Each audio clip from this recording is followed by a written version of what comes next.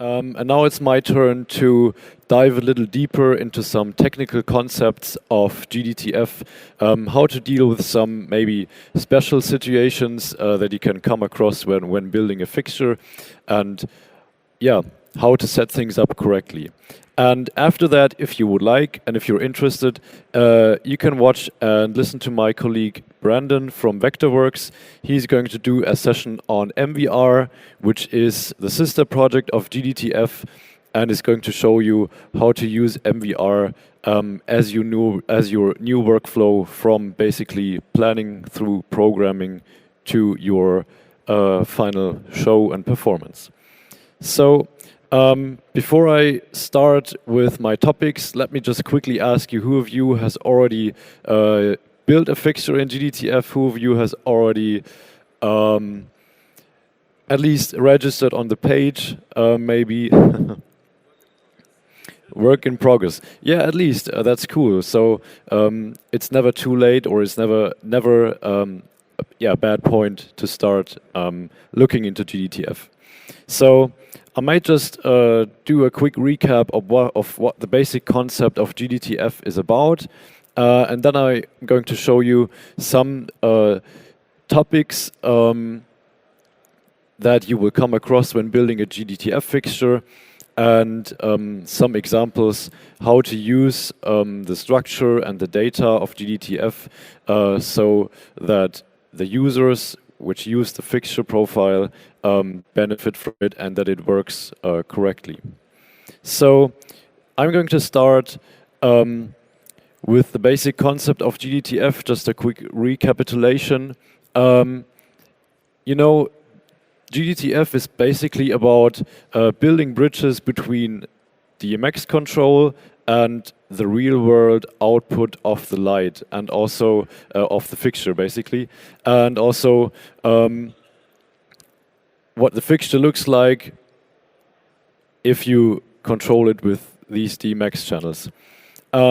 So first of all, we have geometries, which are basically used to describe a fixture's on the one hand, mechanical structure, so of which parts does the fixture consist, how it is built up, and also to describe maybe the logical structure. What does logical structure mean? You know, some parts of the fixture depend on other parts, and they are somehow connected to each other. And this structure, these dependencies, you can also describe using geometries in your GDTF file. When you build geometries, you have different types for your geometries, because maybe there are parts of the fixture which have some special functions. For example, they can rotate, or they emit light, or whatsoever. They are basically maybe the part where the connectors are located, and so on. So for each geometry you create, you can select a different geometry type depending on its functions. And finally, when we basically build our DMX channels, so we mainly just take the data sheet from the manufacturer and type in all these channels and the channel functions, the channel sets into our DMX channels. We link them to the geometries in order to tell a software which is using the GDTF file, okay, I not just have a dimmer channel which controls the intensity of the fixture, but I want to say, okay, which, maybe if I have a multi-instance fixture with multiple pixels, okay, which pixel does this dimmer channel control? And this is what we do using the DMX channels and linking them to the geometries. So the first topic I'm going to show you is how you can use the tree structure and how you can understand the tree structure better, and how what you can do using the tree structure. So I have a very basic moving light here. You know, a basic moving light mainly consists out of a base, a yoke, a head, and a beam. And if you think about it, maybe from top to bottom, you have the base at first, and on the base you maybe put your clamps and you mount the fixture to a truss, or you put it on the floor. and then all the other elements of the fixture, the yoke, head, and beam, they are physically connected to the base, and the head is physically connected to the yoke, and the beam, so the place where the actual light output happens at your fixture, is connected to your head. And the main reason why we do that is, of course, if you rotate the yoke, you also want that the head is rotating as well. So you don't just want the yoke to rotate independently. So let me show you quickly how to build such a geometry structure using the GDTF builder. So I have here a very basic moving light, as I told you, and I have already imported the models which I need to build the fixture, and I'm going to start by creating this geometry structure. So first of all, we have the base geometry. It has the geometry type normal, which is our default, because the base, it does not have any special functions, it does not rotate or move around, there is also no light coming out of it, maybe except for the display, but this is not intentional, you know. So it is a normal geometry type. And so in order to see this geometry, of course I want to have some model which is displayed, which is visualized. I can then link my already imported model for the base and select this, and then I click on OK, and there is my base. So now I can decide, or the GDTF builder lets me decide whether I would like to build a new top-level geometry or a child geometry. If I would build a new top-level geometry, this means this geometry is independent from all other geometries. It is the start of a new tree, basically. But if I want that my yoke is connected to the base, I'm going to select the base and click on Add Child Geometry. So this is going to be my yoke. I also have a model imported. And as I told you before, the yoke now has a special function. So I have to select a different geometry type. In this case, it is going to be an axis. Axis geometries can rotate, as the name says, around a certain axis. Which axis is then later on defined, which DMX channel I link to it. If it's a pan channel, it is going to rotate around the z-axis, which is orientated this way. And if it's a tilt channel, it is going to rotate around the x-axis. So I can add the yoke. Now you see, of course, it is maybe not positioned correctly yet. So I can use the 3D tools to position the yoke correctly. Then again, make sure you have the correct geometry selected. So if you have the base selected and click on Add Child Geometry, it is going to be a child of the base. But now we want to create the head, which is a child of the yoke. So make sure to select the correct geometry and then click on Add Child Geometry again. So this is my head. I also have a model imported for that. And again, I select the geometry type axis because it is an axis as well. It can rotate around the tilt axis. Position it accordingly again. And now, if you create the 3D models for your fixture, or if somebody else creates it for you, if you are creating axis geometries, it is very important that your 3D models are set up correctly. Why? So, as I said, the yoke is going to rotate around the z-axis. You see the z-axis here in blue, and you also see that the z-axis is located exactly at the position where the rotation in real world takes place. So it matches with the real world rotation axis. This might even be the case by default if your model is centered, so everything should be correct. When we look at the head, it is a little bit more important because there, as I said, it's going to rotate around the x-axis. So make sure that the x-axis of your model is at the right location, because otherwise the head would not rotate correctly. So finally, I can then add a beam geometry. So basically the lens of my fixture, I have already imported that as well. Beam geometry types are all kinds of geometries which emit light, so they can throw out a beam or they are illuminated themselves. You have a couple of, quite many properties which you can fill out for the beam geometries. If you build a fixture seriously, of course you're going to do that correctly. But I don't want to bore you now by typing in some fictional numbers, so I'll just leave it at its defaults. Now I have created the beam geometry, and I position it correctly again. Make sure that your beam geometry is not hidden somewhere in the housing, because otherwise you won't see any light and any light output. All right, and so why have we done it that way? You can see in a second if I now simulate a pan rotation, which is a rotation around the z-axis. You can see that the head, which is a child of my yoke, is following the rotation of the yoke. So it is inherited down from top to bottom. And if I rotate the head around the x-axis and do a tilt rotation as well, you can see that this pretty much already looks like a real moving light when it's rotating. So that was quite simple, I think. I can now show you another example for how we can use the tree structure to describe a fixture which has or which behaves in a certain way.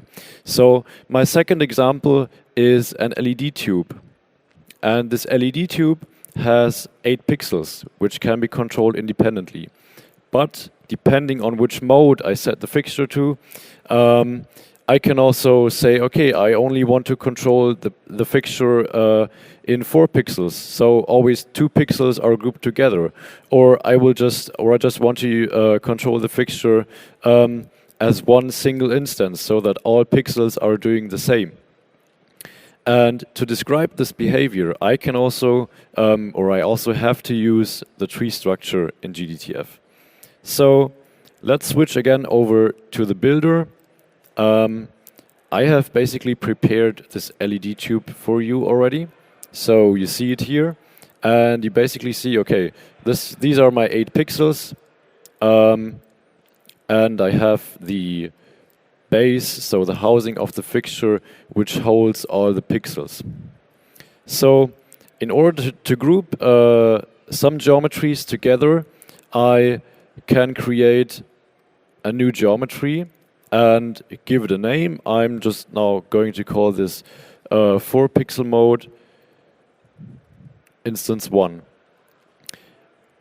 I leave the geometry type at normal, and now the special thing is, of course, I don't have to link models to geometries. I can also create geometries without linking it to a model. I can also create empty geometries, because these geometries I'm going to create now, they're basically just elements which help me to structure my other geometries and which help me to structure my fixture. But they don't have any real-world equivalents or any real-world models. So empty geometry, I added it. Of course, I don't see anything new because it doesn't have a model. And what I can now do is, okay, in the first pixel or in the first instance of my 4 pixel mode, it basically contains my first 2 pixels of the 8 pixels mode. So I can just use the handy drag and drop feature here and drag my first 8 pixel geometry onto my grouping geometry and my second one as well. And now you already see these are my single pixels, and if I select my grouping geometry, there are these 2 pixels inside.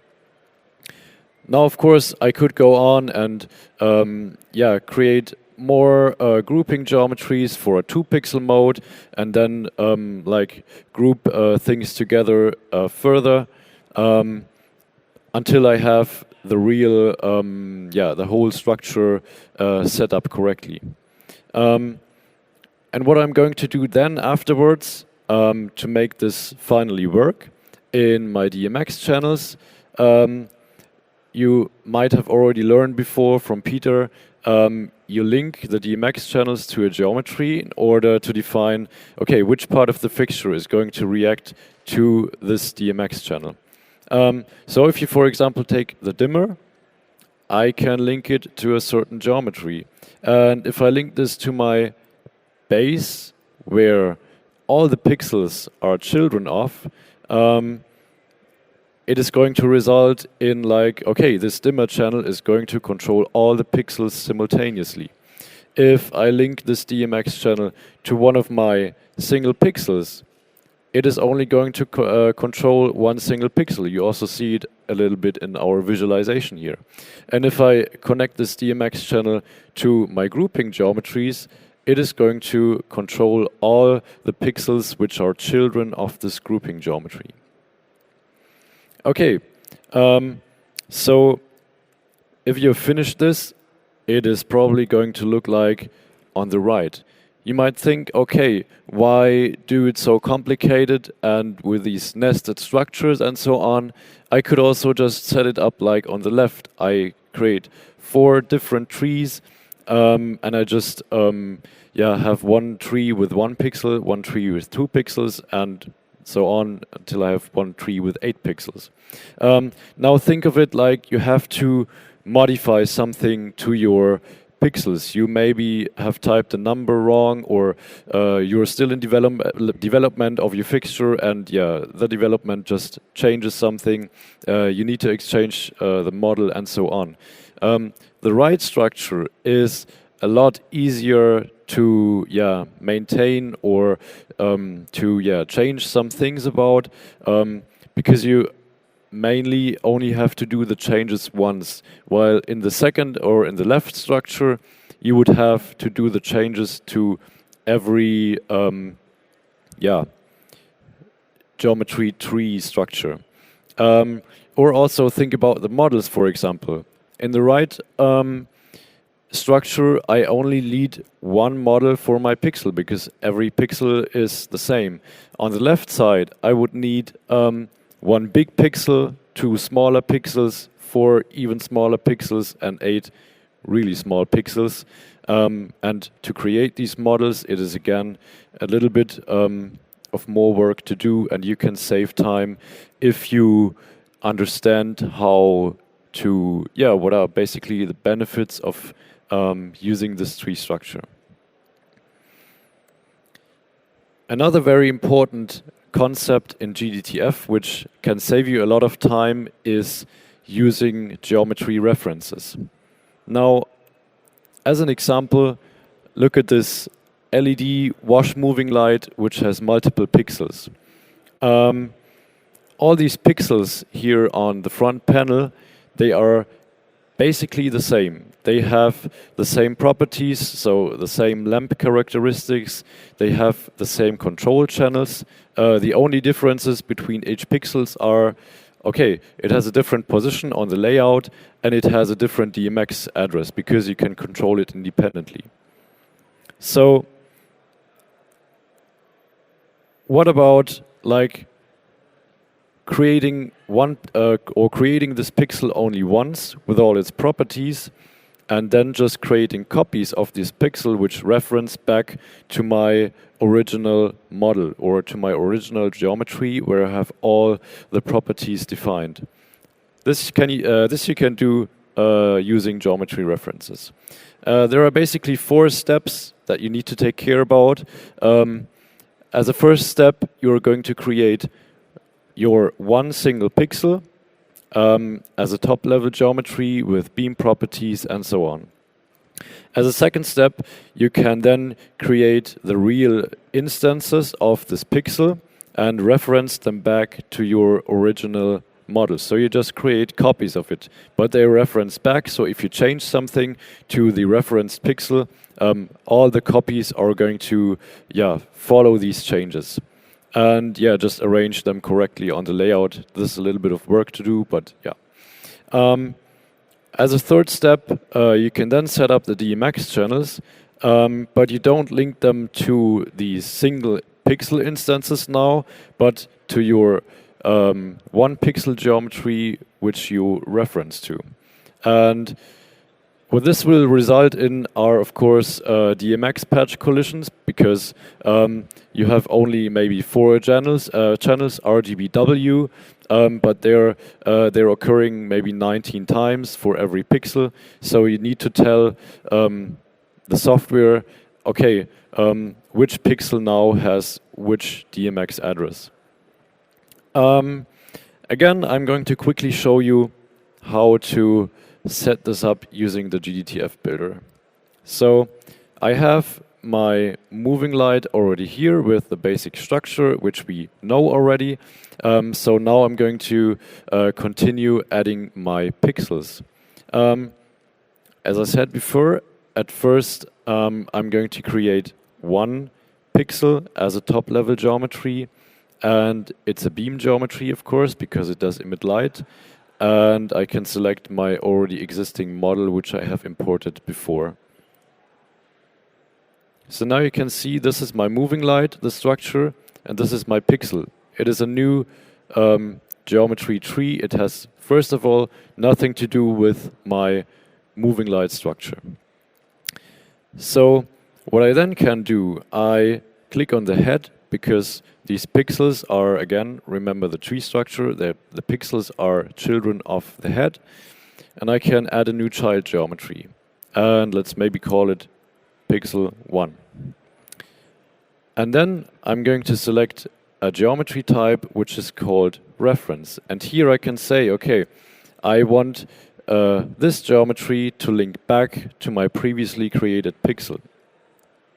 I don't need to give a model because the model is already defined in the geometry where I link to. So if I now move this geometry so that I can see it a little bit out of the housing, you can see it is basically the same pixel which I created before, but in fact it's a copy of it. You can see that it's a copy of it because if I now, for example, modify this pixel, I want to make it a little bit bigger. You can also see that my reference pixel has become bigger. You can now use, for example, the duplicate selection or multiple duplication tool to create as many pixels as your fixture has. And then you have to do the little bit of extra work to position these pixels correctly on the layout. I have done that for you before so that you don't have to wait so long. So this is my pixel layout. And the third step is now going to be, okay, I'm in my DMX channels tab. Let's take, for example, again, the dimmer channel. And now it is important that you link this dimmer channel to your pixel, which is going to occur 19 times. What you then have to do is define the address offsets. This is what you can do here in your references.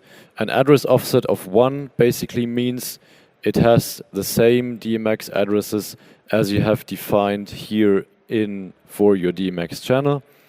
And for the other pixels, you then give an appropriate offset depending on how many channels every pixel has.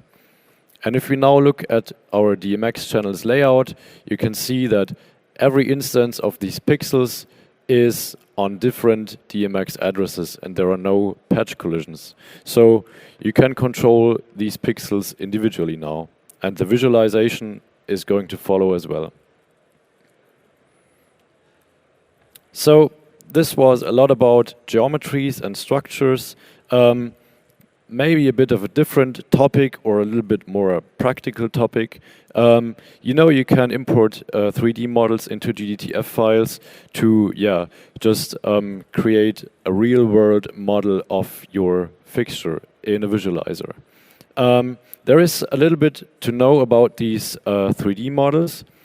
First of all, we accept two different 3D file formats in GDTF. The first one, and the little bit older one, is 3DS, and the second one is GLB or GLTF.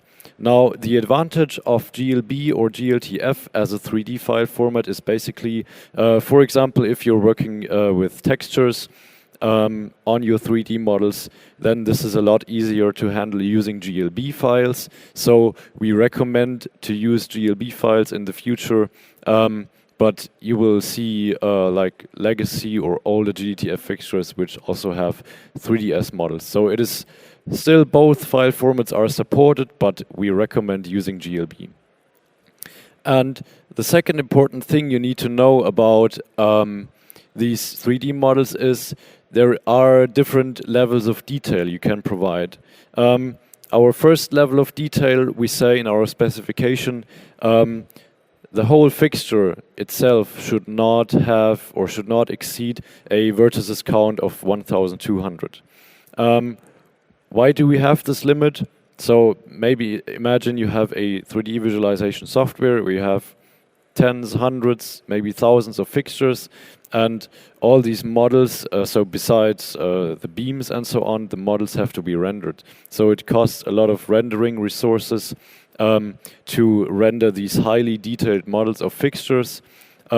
Although most of the time the fixtures may not even be visible because they are in the dark or they are very far away from the camera. So if you really want your fixture to look extremely pretty, you can also give a high level of detail 3D model. It has no limit on the vertices count, and it is mainly used or suited for non-real-time applications where there is enough time to render the scene and to make it look really good. And you can also optionally provide a low level of detail with about 30% of the default vertex count, which can then be used by applications for fixtures which are very far away from the camera to save even more rendering resources where quality and details don't matter. My fourth and last topic is going to be about physical color description.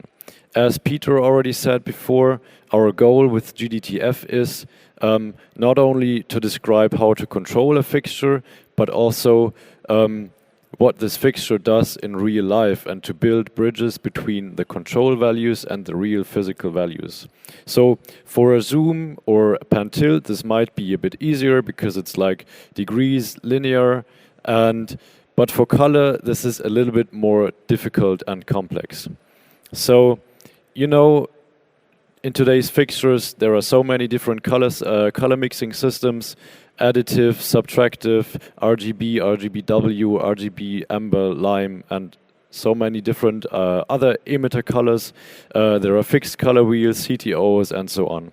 And it is very difficult, or in the past at least, without real physical data about the color, it was very difficult to somehow match the colors of fixtures when you're operating them simultaneously, or you have two different fixture types or two different fixtures from different fixture manufacturers. So you always had to manually adjust the colors for each fixture type.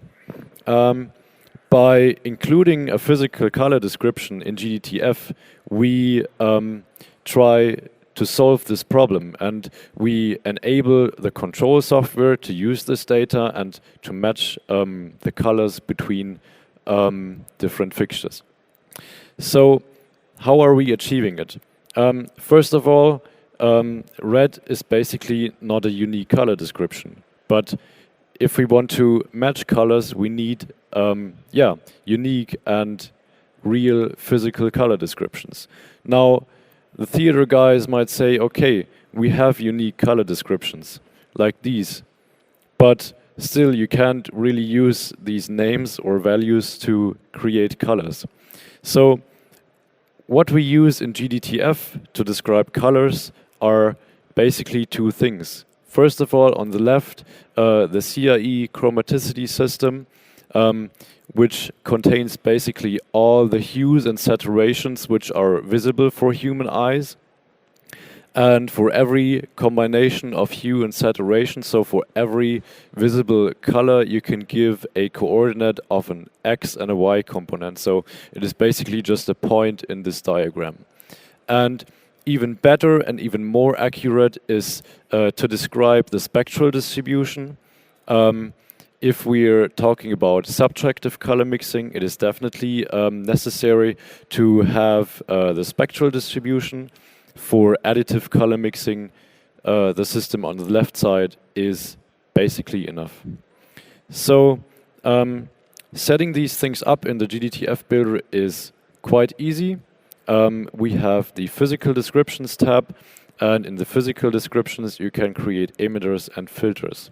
So emitters are basically all parts of the fixture which create light or which emit light, and filters are basically all parts of the fixture which take something away again from that light. So having a simple additive color mixing fixture, you can just start by adding these emitters. You can give them a name, which basically is the name of the color.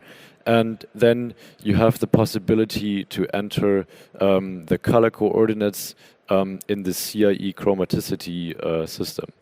You usually can use color measuring devices to get these values. This is the way to get this data, basically. So for my red, I might have something like this color. Of course, if you do it, you're not going to invent some values, but you're going to add the values which you have measured. I don't have any measured values right now. So let's say, okay, these are the coordinates of my red emitter. You can also give additionally a dominant wavelength. This is optional for all colors which are visible. As I said before, the CIE chromaticity system contains all colors which are visible to human eyes, but there are also colors which are not visible to human eyes, which might be ultraviolet, for example. So for ultraviolet emitters, you cannot give a coordinate in this CIE chromaticity system, and therefore you have to give the dominant wavelength to describe this emitter. What information can we add as well here? We can create a link between the DMX value with which we control this emitter and the real world brightness of the light output. So I can, for example, again measure, okay, at 100% DMX value, the luminous intensity of this emitter is maybe 1000 candela. And I can also create multiple measurement pairs here. So I can also, for example, create, or I can measure the fixture at 90% DMX value. And then it's maybe only 8000 candela or something like that. And by providing these multiple measurement points, you can describe basically the dimming curve of this emitter. So most of the emitters, and also especially if you think of CMY color filters, color filter flags, they have a far less than linear transition from 0 to 100. So and then if you do like some mixed colors, again it is you basically just need more than the information at 100%. So you can also give measurements at different DMX percentages, DMX values.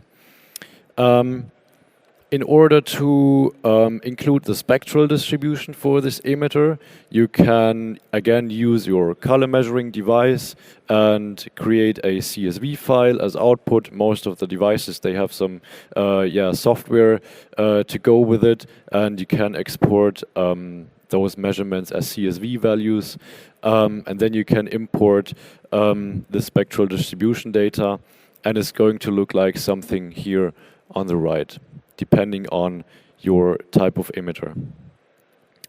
For filters, it basically looks almost the same.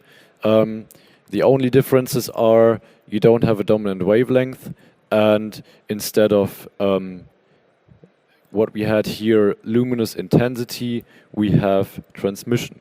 So this means, okay, if I insert this fixture at 100%, my light output is of course going to be darker than if I have no filter inserted. And this transmission basically is the relative value compared to the full brightness light output when there is no filter inserted.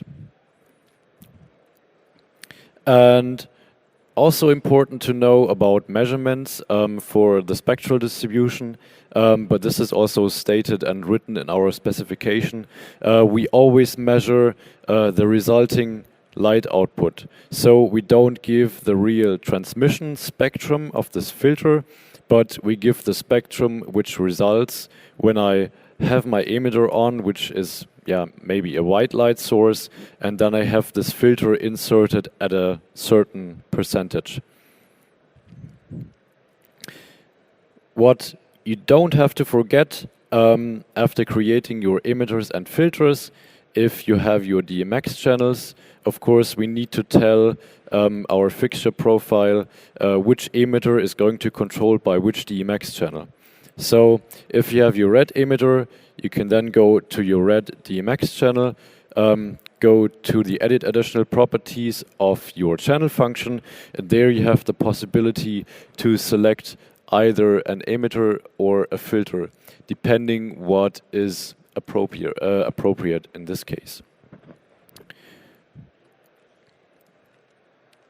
All right. This was basically my deeper dive into building fixtures in GDTF. If you have any questions, you can ask them now, but I will also be available at the MA Lighting booth over there. And if you have any deeper questions, if I should show you something in the GDTF builder, if you have any questions in how to get involved in GDTF, you can come over to our booth at MA Lighting, or if you feel more comfortable, you can also visit my colleagues at Roby Lighting or Vectorworks. They are also involved in the development of GDTF. And if you have any questions, they and we are happy to help you. And yeah, I hope it was a little bit interesting. You learned a little bit more.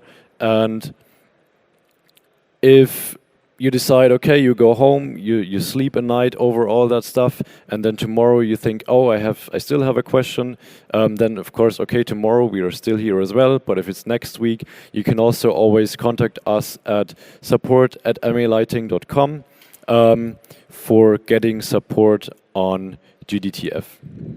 So that was it from my side. If you would like, you can stay a little bit, and there's going to be my colleague Brandon from Vectorworks, who is going to talk about MVR. And if not, I wish you a nice day on the exhibition, and maybe see you later. Thank you.